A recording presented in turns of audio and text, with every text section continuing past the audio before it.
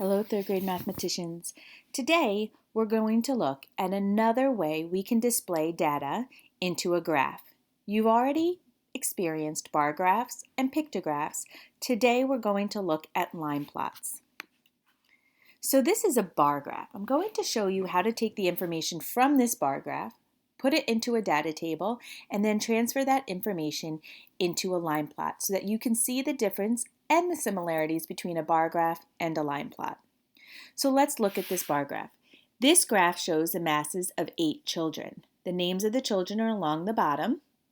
Each bar represents one child, and the y-axis along the side has the weight or the mass in kilograms. So we notice that it starts at 0 and it goes all the way up to 50, and it skip counts by 5, 10, 15, 20, and all the way up to 50. However, there's little individual lines between each of those numbers. So this is really jump skipping by 1 because this is 1, 2, 3, 4, 5, 6, 7, 8, 9, 10, and so on. So let's look. We have Rachel, and her graph goes all the way to here, and then we have a dotted line that brings us to the y-axis, and this is 38 kilograms. Then Veronica weighs slightly more than Rachel, or has a slightly larger mass than Rachel, and she has a mass of 39 kilograms. Tasha, if you follow this dotted line, has the same mass as Rachel, and she's at 38 kilograms. However, Roy weighs more than all three of them, and he has a mass of 43 kilograms. Juan has an exact mass of 40 kilograms because it comes up to this solid line. Tina weighs the least, or has the smallest mass, and she has the mass of 31. Mitch has the largest mass, and he has a mass of 48, so if you scroll across. And finally, we have Remy, and if you scroll across, Remy has the same mass as Veronica at 39.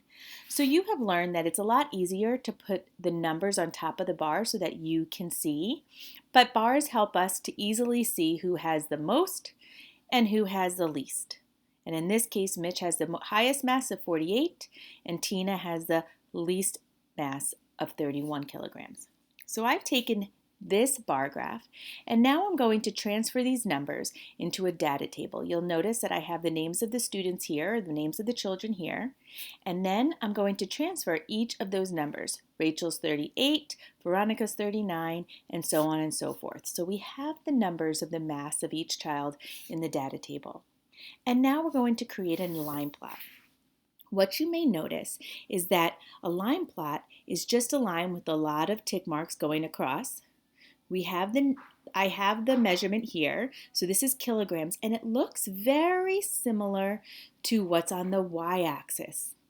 But you'll notice that my numbers range from 30 to 50, and I'll tell you why. That's because where the bars are coming and leveling off at is between the range of 30 to 50. There's really no bar below that falls below 30. So where the masses of the children fall are between 30, because the lowest mass is 31, and the highest is 48, so I'm going to round it up to 50. And that's why I chose 30 all the way up to 50. So might look like I'm skip counting by 5, but if you look, there's individual tick marks between each. So this is 30, 1, 2, 33, 34, 35, 36, all the way up to 50. So now I have an X down here, and I'm going to represent that X. That X, I should say, is going to represent each child. So Rachel has a mass of 38. So I'm going to take an X, and I'm going to put it on top of the tick mark that represents 38. So I just have to count 35, 36, 37, 38. Veronica has a mass of 39. So I have a tick mark that comes here to represent Veronica. Tasha has a mass of 38. So because that's the same as Rachel, I'm going to put an X on top. So now I can see 2 children have the same mass, and only one child has a mass of 39 so far. Roy has a mass of 43. So I'm going to take a tick mark and I'm going to go to 40, 41, 42, 43. So far there's one child that has a mass of 43 and one child that has a mass of 39. And there's two children that have a mass of 38. Now Juan has a mass of 40. So I'm going to take an X and put it on top of 40. Tina has a mass of 31. So I'm going to put the X on top of 31. Mitch has a mass of 48. So I'm going to put a tick mark on top of 48. And lastly, Remy has a mass of 39. So once I'm done with my line plot, I can see that I have a cluster of X's here, and I have only one student or one child that has a mass of 31, and then one with a mass of 43 and 48. However, the cluster, the majority of the children fall in the range of 38 to 40.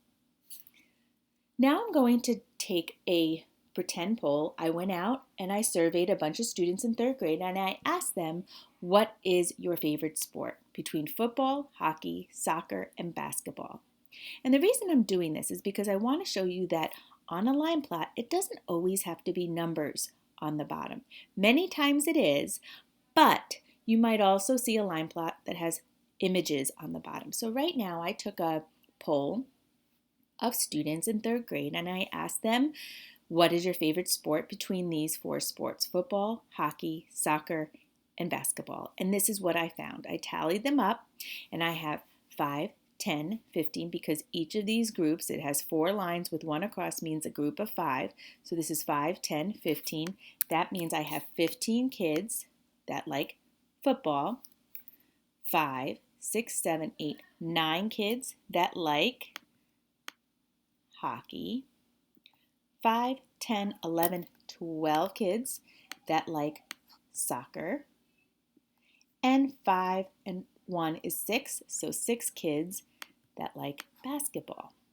So now I'm going to take this data table that I've created and I'm going to create a line plot. You will now notice that I put the images of the sports on the bottom underneath the line.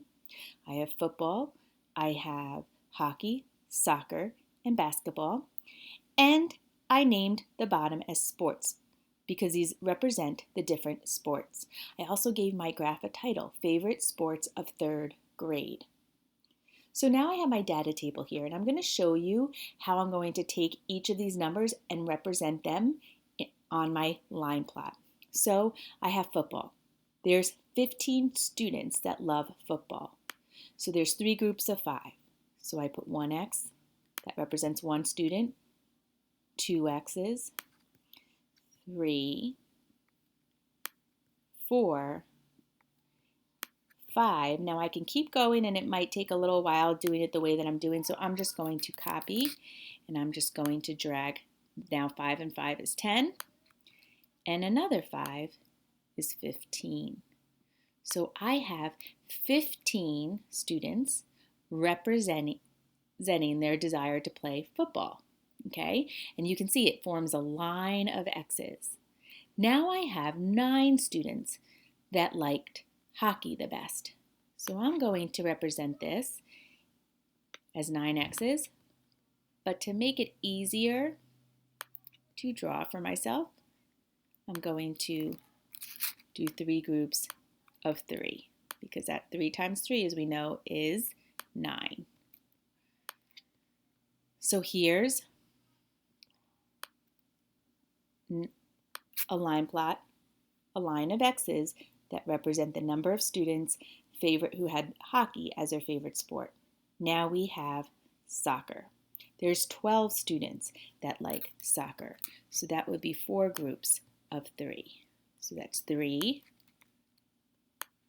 6, 9. So right now we should be the same size as hockey, and then 3 more to get to 12. Okay, and then basketball is the least favorite of the third graders that I polled. So that's 2 groups of 3 to be 6. And a lot of times it's a lot easier. You can clearly see the tallest line of X's. That's the most favorite sport that is loved by third graders. And the basketball, as you can see, is clearly the smallest and the fewest number of students liked basketball. So you can also label this just like you did for your bar models, just so that you have a number at the top and just have the number of students at the top. So this would be 9. And then the number of kids that liked soccer was 12. And the number of kids that liked basketball was 6. Okay, so this is called a line plot because you have a line above each of the, in this case, images. That line of X's that represents the number of people that desired this particular sport. So each X represents a student. On our previous graph, each X represents a person that has that mass. So one person had a mass of 31. 2 people had a mass of 38. 2 people had a mass of 39. 1 had a mass of 40. 1 had a mass of 43. And 1 had a mass of 48. And you can see kind of where the cluster, where the most occurs on this type of line plot. So your work today is going to be workbook page 146. I'm going to show you what you're expected to do. So it says Alexa measured the rainfall in her backyard to the nearest eighth of an inch in December and in June. She created the following line plot. So you must look at the key because that is important. A check represents days in December and an X represents days in June. So every time you see an X, that's a day in June. And every time you see a check, there's checks on top of the X's too, so be careful.